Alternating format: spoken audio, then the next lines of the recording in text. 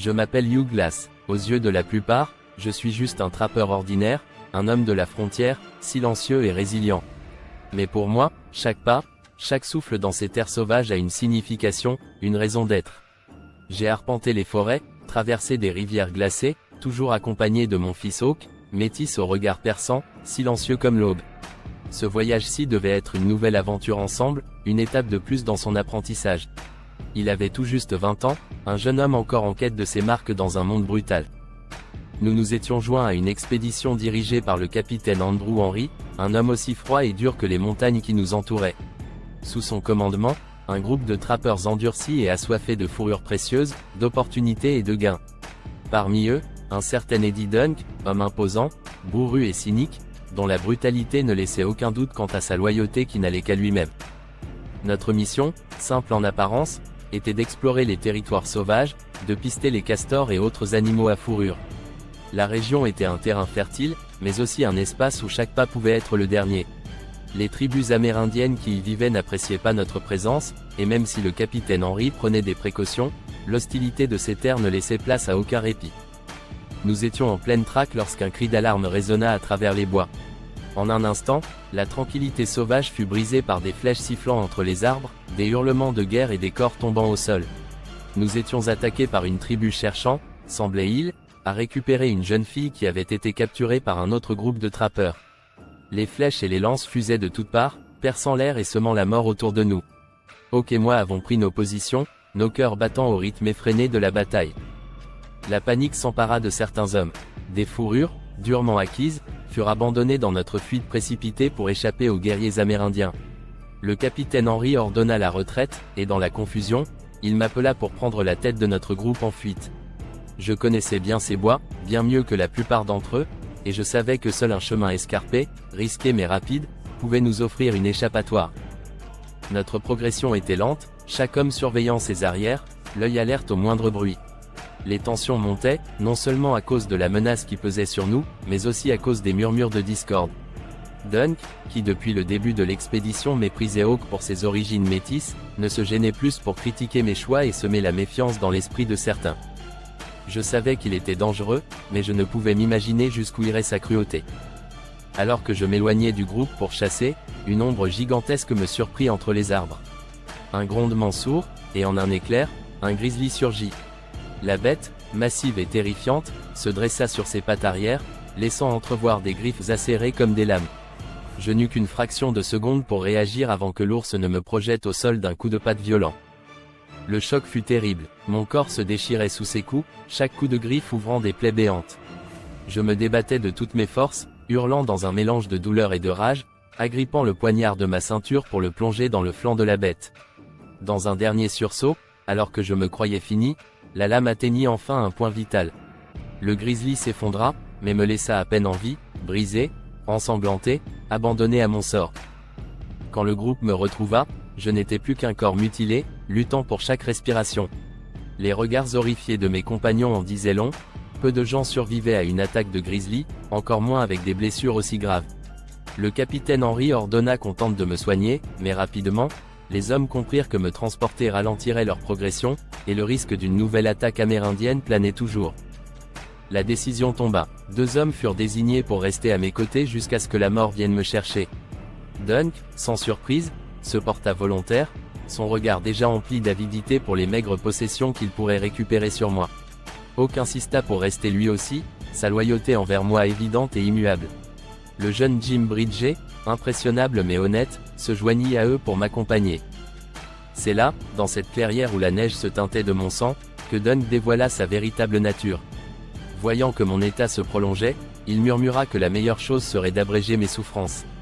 Hawk s'interposa, sa voix pleine de colère, mais cela ne fit qu'attiser la cruauté de Dunk.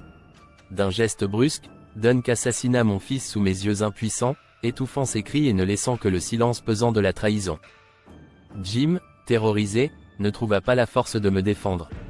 Dunk le manipula, l'intimidant pour qu'il se taise et cache le meurtre. Puis, sans un regard en arrière, ils me laissèrent seul, abandonné, condamné à mourir dans le froid. Mais, à moitié conscient, avec mon dernier souffle de vie, une résolution implacable naquit en moi. Ainsi débuta ma longue marche vers la vengeance. Le poids de la mort de Hawk et la trahison de Dunk me consumaient, alimentant une rage qui m'empêchait de succomber. Chaque battement de cœur était une douleur, chaque respiration un combat, mais le visage de mon fils, son sourire et son regard indéfectible, étaient gravés dans mon esprit comme une promesse. Je n'allais pas mourir ici, pas avant d'avoir honoré sa mémoire. Je m'accrochais à la vie avec une ténacité presque animale, rampant sur le sol gelé. Ma chair était en lambeaux, mes blessures s'infectaient, et le froid s'infiltrait dans mes os comme une menace silencieuse. Chaque mouvement était une épreuve de volonté, mais je refusais de laisser Dunk s'en tirer, de laisser la mémoire de Hawk se dissiper dans l'oubli.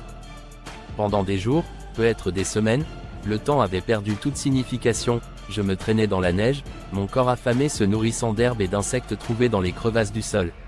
Mon ventre hurlait de faim, et pourtant, c'était comme si cette faim nourrissait aussi ma détermination. La nuit, le froid mordant me forçait à m'enrouler dans mes maigres vêtements, chaque respiration se transformant en un nuage de vapeur blanche.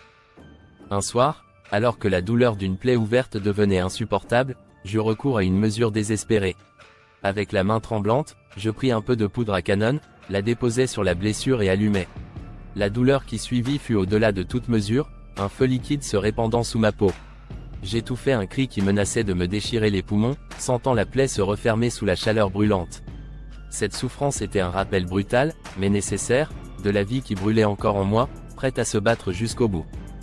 Le souvenir de Hawk me guidait, son image m'accompagnant, me murmurant de continuer, de ne jamais faiblir. Son sourire, son rire, ils étaient devenus mes seules lumières dans cette obscurité. Après des jours d'errance, mes forces commençaient enfin à revenir, doucement, timidement, comme un feu reprenant peu à peu. Je trouvai un cours d'eau, sa surface gelée et transparente comme un miroir fragile.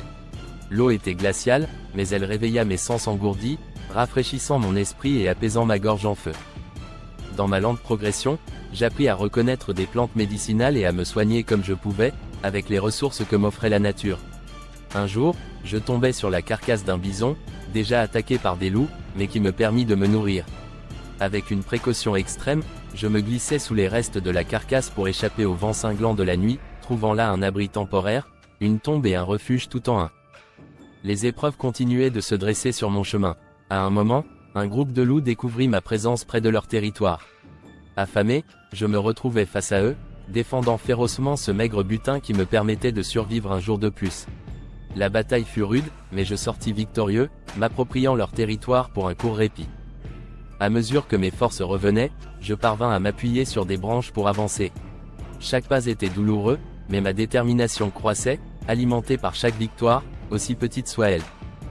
Puis, au détour d'un bois, je rencontrai un groupe d'Amérindiens, Pawnees, dont un homme me tendit la main, reconnaissant en moi une volonté inébranlable. Il me soigna, me nourrissant de ses maigres provisions et m'offrit même un cheval, une lueur d'espoir inattendue. Avec le soutien de cet homme Pawnee, j'avais non seulement trouvé une aide physique, mais aussi une sorte de reconnaissance mutuelle.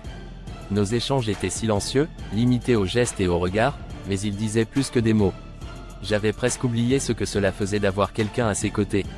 Le cheval offert par mon nouvel allié me permit de parcourir une plus grande distance, mais mes blessures limitaient mes capacités.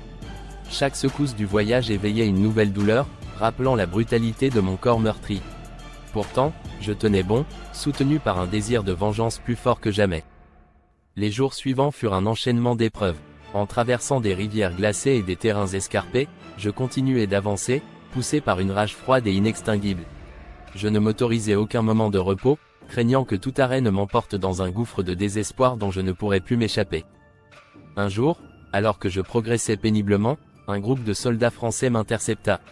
Ils m'attaquèrent sans sommation, me capturant et m'entravant. Je fus emmené dans leur camp, enchaîné, torturé, et questionné sans relâche. Chaque coup, chaque insulte, chaque éclat de rire cruel renforçait ma détermination. Ils voulaient me briser, mais je refusais de leur donner cette satisfaction. Une nuit, dans un dernier élan de force, je parvins à m'évader en profitant d'une faille dans leur surveillance. Libérant une femme autochtone captive dans leur camp, je fuis avec elle, traversant le terrain hostile sous le couvert de l'obscurité. Mais la fuite fut brutale, et mon fidèle cheval, exténué, ne put aller plus loin, succombant à la fatigue. Je lui dis un dernier adieu, reconnaissant pour le courage dont il avait fait preuve jusqu'au bout.